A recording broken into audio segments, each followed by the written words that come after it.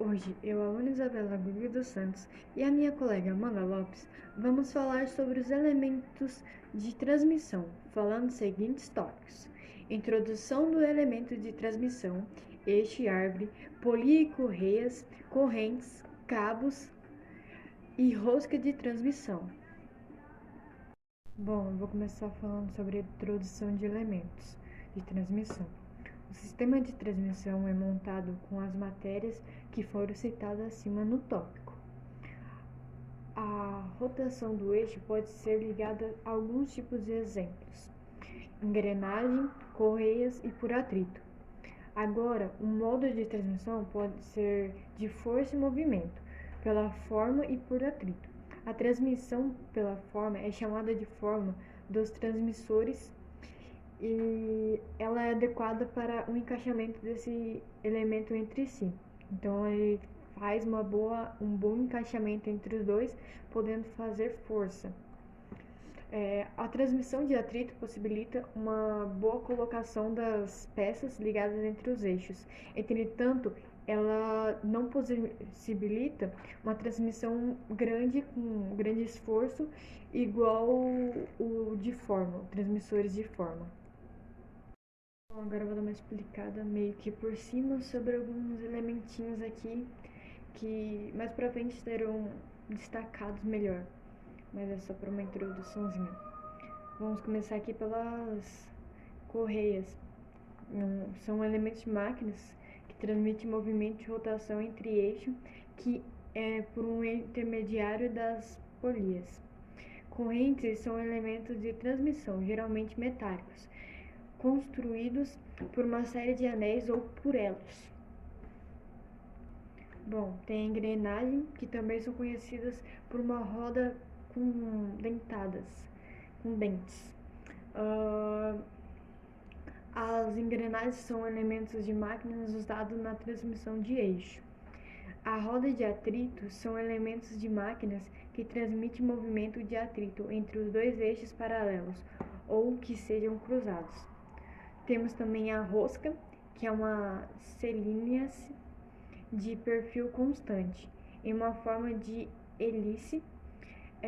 As roscas são se movimentando de um modo uniforme, entre internas ou internamente, ao redor da superfície cilíndrica ou cônica.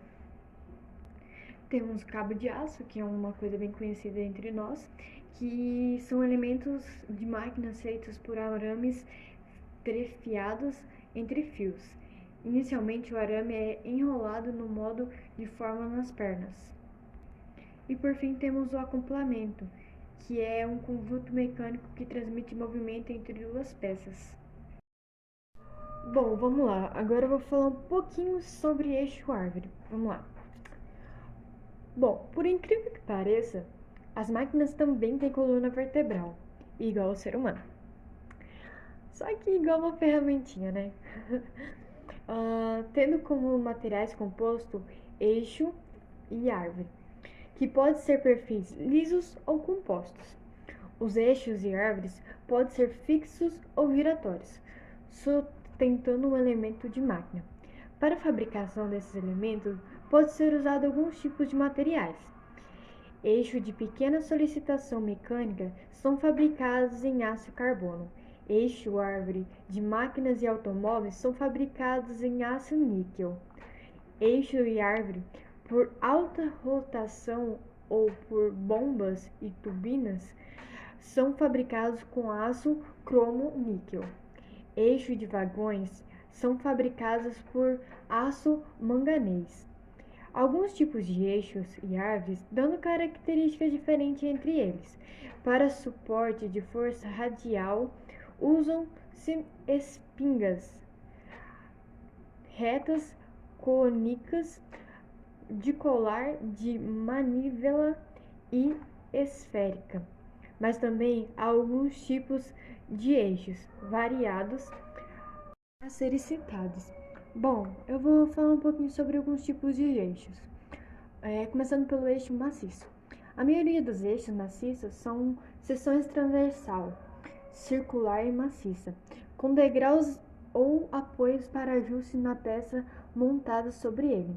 A extremidade do eixo é franchada para evitar rebarbas. Temos também o eixo vazado, que normalmente as máquinas de ferramenta possuem o eixo de árvore vazado para facilitar a fixação da peça mais longa para a usinagem. Esse eixo vazado, ele também pode ser utilizado em motores de avião por serem mais leves. Bom, agora eu vou falar um pouquinho sobre o eixo cônico. São eixos que devem ser ajustados a um componente que possui um furo para encaixar o cônico. Esse eixo, ele tem uma chaveta e ela é muito utilizada para evitar a rotação relativa.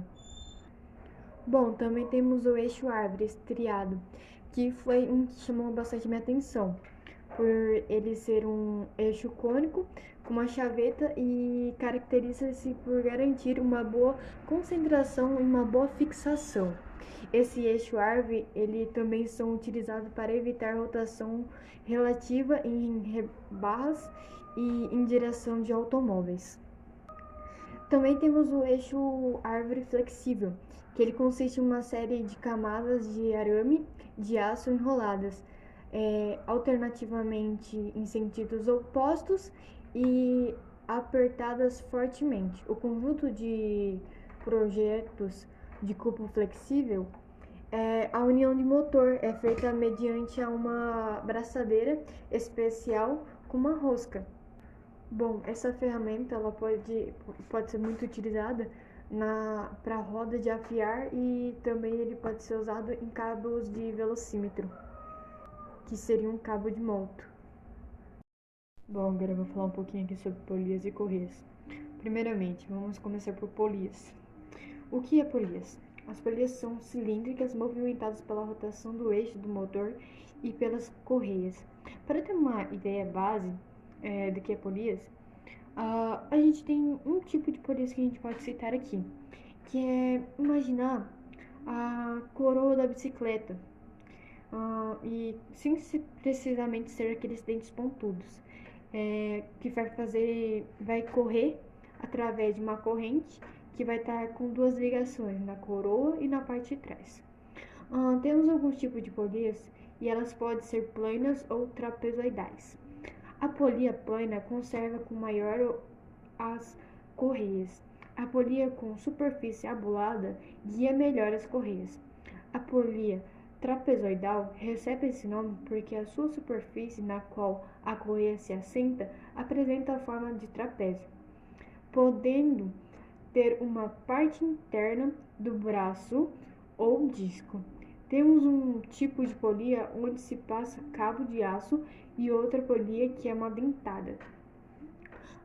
Os materiais que se pregam construção de polias de ferro fundido, os mais usados são aço, liga leve e materiais sintéticos. A superfície da polia não deve apresentar porosidade, pois, do contrário, a correia iria se desgastar rapidamente. Bom, temos alguns tipos de polias. Eu vou citar alguns nomes só para a gente ter ideia de alguns tipos que temos. Primeiramente, a gente tem a polia de aro plano, temos a polia de aro abulado, temos a polia eslanota de aro plano, temos a polia escalonada de aro abulado, temos a polia de guia, temos a polia em V simples e temos a polia em V múltipla, entre outros tipos que pode ter. Vou começar aqui falando um pouquinho sobre correias. As correias mais utilizadas são as planas trapezoidais, igual as polias. Bom, a correia mais requerida são as trapezoidais. Por quê? Praticamente elas não apresentam deslizamento, permite que a polia esteja bem próxima, elimina ruídos e outra polia muito usada é a dentada. As matérias empregadas para a fabricação de correias são de couro, materiais fibrosos e sintéticos e materiais combinados. Na transmissão de polia e correia, a polia que transmite o movimento de força tem dentro o nome polia condutora. Já se a polia receber o movimento de força, é uma polia movida, podendo ser uma polia condutiva, conduzida na verdade. Temos alguns sentidos de rotação da peça. Sentido direto de rotação, a correia fica reta e as polias têm o mesmo sentido que a rotação. Já o sentido de rotação inverso, a correia fica cruzada e o sentido de rotação das polias inverte-se. A transmissão de rotação entre eixos não paralelos para ajustar as correias das polias. Mantendo tensão correta, utilizada-se a esticador de correias. A relação de transmissão das polias e as correias, para um funcionamento que seja perfeito, é necessário obedecer alguns limites de relação ao diâmetro das polias e o número de voltas que será da unidade de tempo. Para estabelecer um limite preciso, é preciso estudar a relação das transmissão, sabendo qual é o valor que o eixo tem que ter para dar tantas voltas e tudo mais, tendo um cálculo em si para ser feito para saber essa quantidade. Na transmissão de correia plana, a relação de transmissão I não deve ser maior do que 6. E no transmissores de correias trapezoidais, o valor não deve ser maior do que 10. Correntes. As correntes transmitem força e movimento que fazem com que a rotação do eixo ocorra nos sentidos horários e anti-horários. Para isso, as engrenagens devem estar no mesmo plano. Os eixos de sustentação das engrenagens ficam perpendiculares ao plano. O rendimento da transmissão de força e de movimento vai depender diretamente da posição das engrenagens e do sentido da rotação. Transmissão. A transmissão ocorre por meio do acoplamento dos elos da corrente com os dentes da engrenagem. A função desses elementos gera uma pequena oscilação durante o movimento. Algumas situações determinam a utilização de dispositivos especiais para reduzir essas oscilações, aumentando consequentemente a velocidade de transmissão. Alguns exemplos são grades de choques periódicos. Devido à velocidade tangencial, ocorre intensa oscilação que pode ser reduzida por amortecedores especiais. E também grandes distâncias. Quando é grande a distância entre os eixos de transmissão, a corrente fica com barriga. Esse problema pode ser reduzido por meio de apoio ou guias. E também tem as grandes folgas. Usa-se um dispositivo chamado esticador ou tensor quando existe uma folga excessiva na corrente. O esticador ajuda a melhorar o contato das engrenagens com a corrente. De corrente. Alguns tipos de corrente são correntes de rolo simples, dupla e tripla.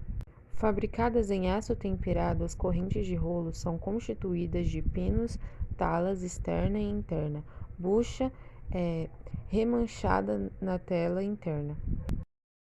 O fechamento das correntes de rolo pode ser feito por cupilhas ou travas elásticas, conforme o caso. Essas correntes são utilizadas em casos em que é necessário a aplicação de grandes esforços para baixa velocidade, como por exemplo na movimentação de rolos para esteiras transportadoras. Corrente de bucha. Essa corrente não tem rolo. Por isso, os pinos e as buchas são feitos com diâmetros maiores, o que confere mais resistência a esse tipo de corrente do que a corrente de rolo. Entretanto, a corrente de bucha se desgasta mais rapidamente e provoca mais ruído. Corrente de dentes. Nessa corrente, cada pino possui várias talas colocadas uma ao lado da outra. Assim, é possível construir correntes bem largas e resistentes. Correntes Gauss e de aço redondo, utilizadas para o transporte de carga, são próprias para velocidades baixas, grandes capacidades de carga. Cabos. Cabos são elementos de transmissão que suportam cargas, deslocando-as na posições horizontais, vertical ou inclinada. Os cabos são muito empregados em equipamentos de transporte e na elevação de cargas, como em elevadores, escavadeiras e pontes rolantes. Componentes. O cabo de aço se constitui de alma e perna. A perna se compõe de vários arames em torno de um arame central, conforme o slide. Ainda no slide abaixo, vocês vão poder ver o esquema de cabo e aço. Tipos de distribuição de fios nas pernas. Existem vários tipos de distribuição de fios nas camadas de cada perna do cabo. Temos a distribuição normal. Os fios dos arames e das pernas são bem um só diâmetro. E as camadas de ceale, as camadas são alternadas em fios grossos e finos. E na distribuição filler, as pernas contêm fios de diâmetro pequeno que são utilizados como enchimento do vão ou dos vãos dos fios grossos. Tipos de alma de cava de aço. A alma de fibra, que é o que você pode ver no slide agora, é o tipo mais utilizado para cargas não muito pesadas. As fibras podem ser naturais, AF, ou artificiais, AFA. Tipos de torção. Torção regular ou em cruz. Os fios de cada perna são torcidos no sentido oposto e das pernas ao redor da alma. As torções podem ser à esquerda ou à direita. Esse tipo de torção confere mais estabilidade ao cabo. Torções Lang ou em paralelo. Os fios de cada perna são torcidos ao mesmo sentido das pernas que ficam ao redor da alma. As torções podem ser à esquerda ou à direita. Esse tipo de torção aumenta a resistência ao atrito e dá mais flexibilidade. O diâmetro do cabo de aço corresponde ao diâmetro de circunferência ao circunscreve. Fixação do cabo de aço. Os cabos de aço são fixados em uma extremidade por meio de ganchos ou laços. Os laços são formados pelo trançamento do próprio cabo. Os ganchos são acrescentados ao cabo. Roscas de transmissão. Rosca com perfil quadrado. Esse tipo de perfil é utilizado na construção de roscas múltiplas. As roscas múltiplas possuem duas ou mais entradas, que possibilitam maior avanço aciliar a cada volta completa do parafuso. Rosca com perfil trapezoidal. Resiste a grandes esforços e é empregada na construção de parafusos e porcas, os quais transmitem movimento e alguns componentes de máquina ferramentas, como, por exemplo, torno, plana e fresadora. O mangote é um componente do cabeçote móvel do torno e seu deslocamento também é feito por meio de fuso e porca. A rosca sem fim apresenta também perfil trapezoidal e é um componente que funciona geralmente em conjunto com uma coroa, possibilitando grande redução na relação de transmissões de movimento. Com isso, terminamos a apresentação de hoje. Agradeço a atenção de todos.